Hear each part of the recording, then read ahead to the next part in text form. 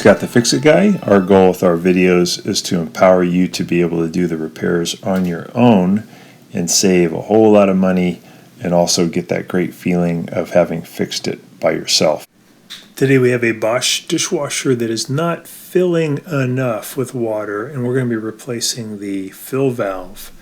So it's pretty easy to do, and here's a link to the fill valve from Amazon, pretty cheap. We'll put a link in the description below. To do it, it's really easy. Just take you a few minutes. We're going to get underneath the sink and we're going to unplug it, and then we're also going to turn off the water supply. So the water supply is coming out of the wall there. We're going to turn this valve 90 degrees. That's going to stop all the water going into the dishwasher. On some of those valves, instead of 90 degrees, you just keep turning to the right as far as it'll go.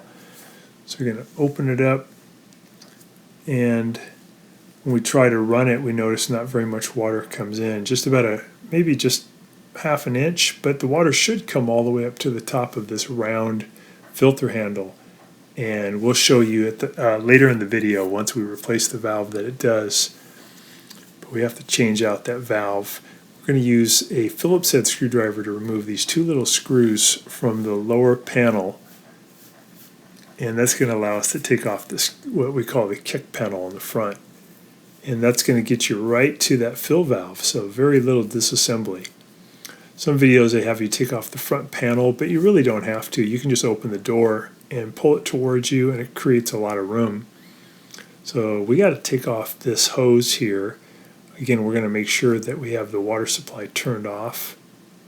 So we have to make sure it's turned 90 degrees to the hose, just like that. That cuts off the water. That's water on, that's water off. We get it unplugged. We're going to use a pair of pliers to go lefty-loosey to loosen it. I sped up the camera a little bit here, but I'm using my fingers now to unloosen it. And then there's a brass elbow here. I'm going to use a pair of vice grips to grab it and turn to the left, lefty-loosey, to get that off. You can also do this later, but it's kind of a nice time to do it because it's held in there so securely by two screws that it allows you to more easily get this brass elbow off. Now we're going to use a Torx 15 bit to take out two screws here that are holding the fill valve assembly to the plastic frame. So just zip those out, and then we can take out the electrical connector that's behind the fill valve that's bringing power to the fill valve. It's just a modular connector. We just reach back there and we pull it off. You don't have to pinch anything, you just grab it and pull it. So I'm reaching back with my right hand. I'm going to pull it toward the back of the dishwasher, and that's going to pull it off of the fill valve. And now I can, there's the little connector. Now I can take the fill valve and I can just wiggle it out of its little hole that it's in here. I turn it a little bit to the right, pull it out, and there's a hose connected to it, and I want to grab my pair of pliers and get the hose clamp and pinch it and move it toward the back by about 2 inches. Now I can grab that hose and the fill valve, and I can twist and pull to get that fill valve to come loose. There we go. So that's the little screen inside that sometimes traps particulate matter that can clog it up. But usually it's just good to replace these fill valves. They last about 4 to 5 years. They're pretty cheap.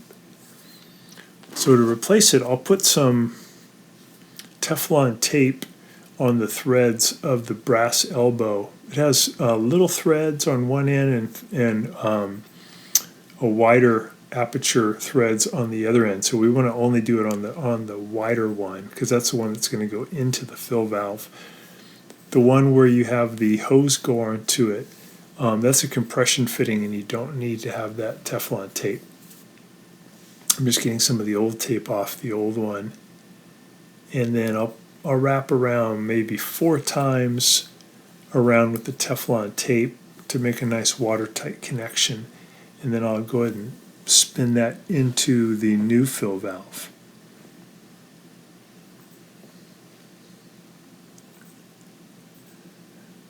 So this is again what the fill valve looks like, and we'll put a link down there for you in the description.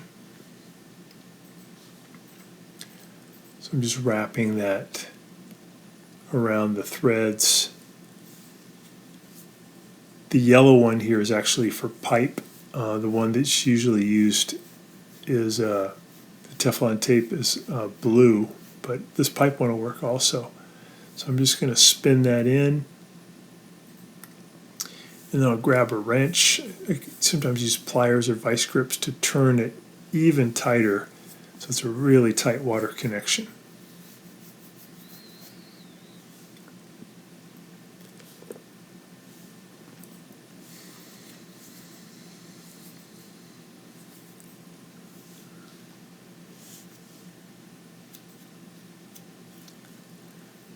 So I turned it so that it lines up with this green solenoid. They're both pointing the same direction. I'm going to put the tube back on. That brings water to the dishwasher. And then I'm going to grab that hose clamp and pinch it and pull it toward me to help make sure that that hose is on with a nice watertight connection. Now I'm just going to wiggle that back into its assembly, its housing, and I'll go ahead and add those two Torx 15 screws back in.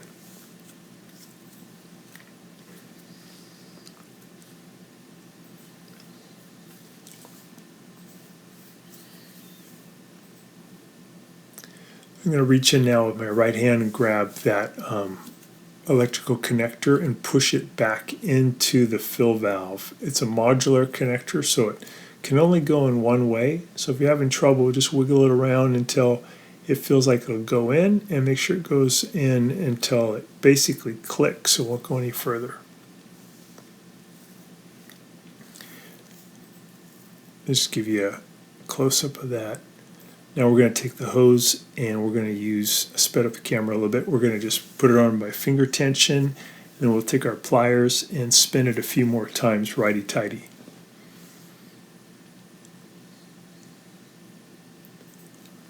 And we're essentially done at this point. It doesn't take very long. These are really good dishwashers, but the fill valves, again, 4 or 5 years later, they just either won't close all the way, they stay open, or they won't open far enough and let enough water come in. So we're going to turn the valve back on underneath the sink. There we go. And we'll plug it in.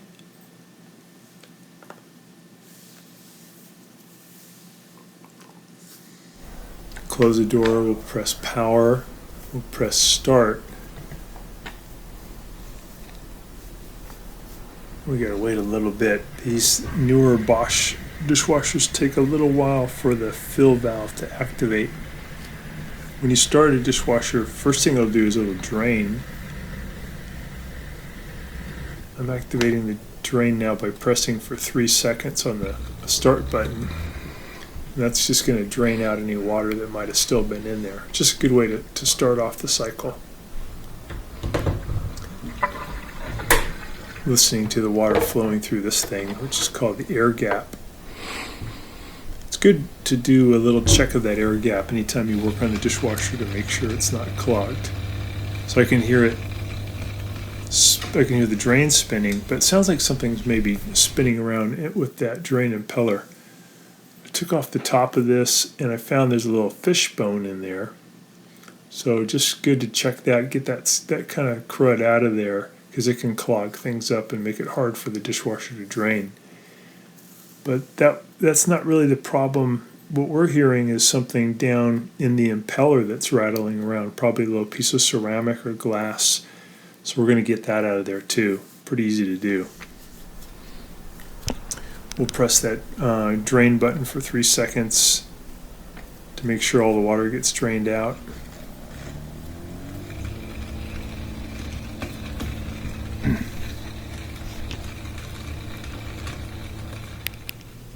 So now I can feel the fill valve is vibrating, so I know that it's working, it's letting water come in. I'm just going to do a little test to see how high the water gets.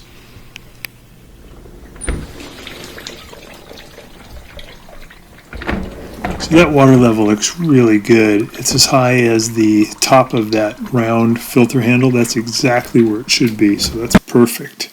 So the new fill valve did the trick. We're going to put that kick panel back on. Sped up the camera a little bit. Put those screws back in.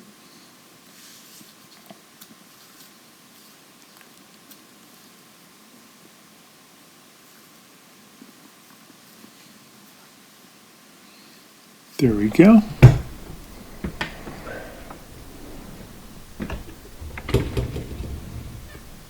Just going to check these the upper spray arm, make sure these holes are all nice and clear.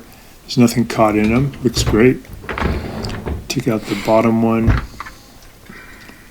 Same thing, all these jets, so these holes look really good. So this dishwasher is going to do great.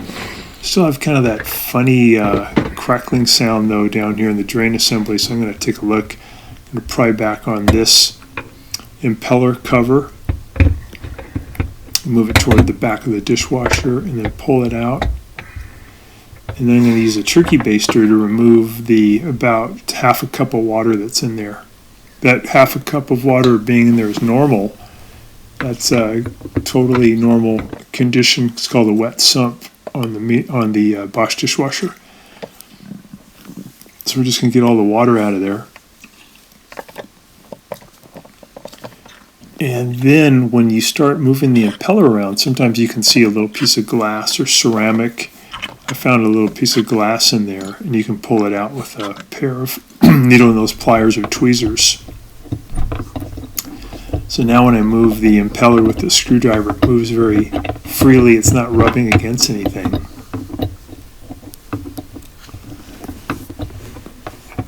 This is just a good thing to check when you're doing your dishwasher repair. I'm going to put the impeller cover back in. So I'll slide it in first, and then I'm going to use a standard head screwdriver to push in on this tab, push down as I push the top part of it toward me, toward the front of the dishwasher. I want it to click into place, very important. And I'll put the filter assembly back in. I'll turn it till it locks, till the blue arrows line up. I'll put the lower spray arm back in and the lower basket. And we are done. We have a functioning drain now that doesn't rattle. We have good water flow coming in. And this dishwasher is basically like brand new again. The circulation pump sounds really good. So I can hear the water is filled. I hear the circulation pump turning. And then usually more water will fill in. I can hear more water filling in. And then there'll be a little bit more of a circulation pump kicking the water around. Yeah, we see water flowing all over the place now. That's really good. That's exactly what we want to see. So hopefully this will help you to get your Bosch dishwasher working good again. Really appreciate you watching, and hope we can send some more videos to you soon. Thanks so much for watching our video. We really appreciate your support. And when you get a chance, please press the subscribe button below so you can be subscribed, and also the notification bell so we can send you more videos about appliance repair. Please also give us a thumbs up if you enjoyed the video. If you really liked the video and it really helped you, please press this new applaud button and you can show your support and also get a nice clapping hands for your video. Thanks again.